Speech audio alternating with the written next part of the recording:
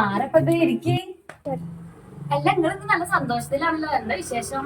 ഇപ്പൊ മുഖത്ത് നോക്കുമ്പോ ഒരു 14 ഉദിച്ചത് പോലെ ഉണ്ട്. നിങ്ങൾ അറിഞ്ഞില്ലേ, എന്റെ മാപ്പിള വേറെ പെണ്ണിട്ടി. ഇപ്പൊ എനിക്ക് നല്ല സുഖാ. ഞാൻ അങ്ങനെ ഇരുന്നാ മതി, അവളെ എല്ലാ പണിയും ചെയ്യും. നിങ്ങൾക്ക് ഇന്റെ പോലെ സന്തോഷമാണെങ്കിലേ നിങ്ങൾ മാപ്പിളെ കൊണ്ട് ഒന്ന് കെട്ടിച്ചോളി മക്കളെ.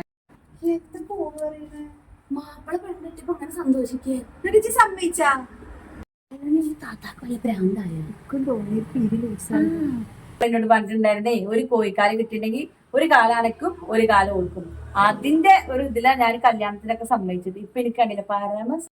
എന്നിട്ട് ഓളെവിടെ? ഓളെ കാണുന്നുണ്ടെങ്കിൽ നിങ്ങൾ കുറച്ച് കഴിഞ്ഞിട്ട് വരും. അവര് പോയി ടൂറ് പോയിക്കാണ്, കുറച്ച് കഴിഞ്ഞാൽ അവര് വരും. എന്തൊക്കെ ഞമ്മക്ക് ഭ്രാന്തായതാണോ? എന്തൊക്കെ എന്തായാലും കുറച്ച് കഴിഞ്ഞിട്ട് വന്നോ, അതാ നോക്കാം.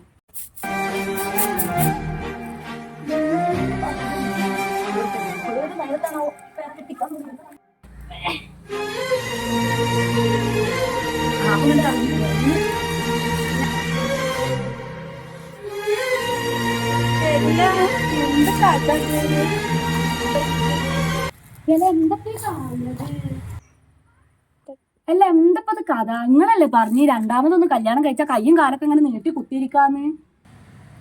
ഇപ്പൊ കയ്യും കാലും എല്ലാം മോളെ നീട്ടിയിരിക്കണം. പിരിക്കാനും നിൽക്കാനും പറ്റാത്ത അവസ്ഥ. അതിന്റെ ഒരു ഗതി ഒരു പെണ്ണിനും ഈ ഗതി വരുത്തരുത്. എല്ലപ്പോ അനക്കൊരു തൊടപ്പ് പോലും എന്റെ മാപ്പിള വാങ്ങി തന്നില്ലല്ലോ. അല്ല എന്നിട്ട് ഓനോള് എവിടെ? അവര് മൂന്നാറിലേക്കാണ് ഊട്ടിക്കാണ് പണ്ട് ഫുള്ള് ടൂറിലാണ് മോളെ. ഈ വീട്ടിലെ പണി തുറക്കെ ഞാൻ നോക്കി നോക്ക്, തുടക്കാനൊരു മഫ് പോലും വാങ്ങി തരുന്നില്ല. വല്ലാത്തൊരവസ്ഥയും. നിങ്ങൾക്ക് അങ്ങനെ തന്നെ വേണോ? അന്ന് ഞങ്ങൾ പറഞ്ഞപ്പോ എന്താ പറഞ്ഞത്? ഒരു കോഴിക്കാലാണെങ്കിലും രണ്ടാൾക്ക് തുല്യാണെന്ന്. ഇപ്പൊ എന്തായി? ഇതൊന്നല്ല ഞാൻ പ്രതീക്ഷിച്ചത്. നിങ്ങൾക്ക് അറിയണല്ല ഇവിടെ വീട്ടിൽ എത്ര പണിക്കാരുണ്ടായിരുന്നു. പണിക്കാർക്ക് പൈസ കൊടുത്തിട്ട് ചെലവ് കൂട്ടണ്ടെന്ന് നിക്ക പറഞ്ഞു. അപ്പൊ ഇവിടെ പണിക്കൊരാളാവും എന്ന് വിചാരിച്ചിട്ടാണ് വേറെ കല്യാണം കഴിക്കാൻ ഞാൻ സമ്മതിച്ചത്. ഇപ്പൊ എന്റെ ഒരു അവസ്ഥ നോക്കി നോക്ക്. ഇപ്പൊ എന്തായാലും ഞാൻ ഫുൾ റെസ്റ്റാ.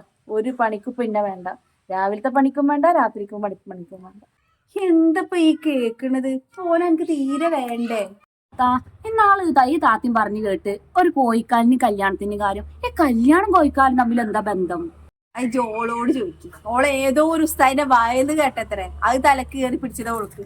പിന്നെ കൊറേ വീഡിയോസ് ഒക്കെ കാണുന്നുണ്ടല്ലോ റീലില്, 2 പെണ്ണെട്ടിയത് 4 പെണ്ണെട്ടിയൊക്കെ. അതൊക്കെ കണ്ടിട്ട് ഓള് വിചാരിച്ച് അതില് റീലില് കാണുന്നതൊക്കെ സത്യമാണെന്ന്. ഇപ്പൊ ഓള് ശരിക്കും ഒരു റീലായിട്ടായിരിക്കും.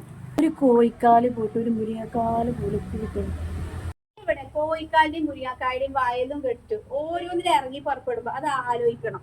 സ്വന്തം ഭർത്താവിന് പങ്കുവെക്കാൻ നിൽക്കരുത്. റീൽസ് കണ്ടിട്ടാണ് ഇപ്പൊ ഇതിനൊക്കെ ഇറങ്ങി തിരിച്ചുള്ളത്. ഇന്ന് എല്ലാവരും 2 പെണ്ണെട്ടിട്ട് സ്വർഗം പോലെ ജീവിക്കണൊക്കെയാണ്. അത് എല്ലാ കുടുംബത്തിലും നടക്കൂല. ജോള കുടുംബത്തിൽ കയറി നോക്കിയിട്ടുണ്ടാ?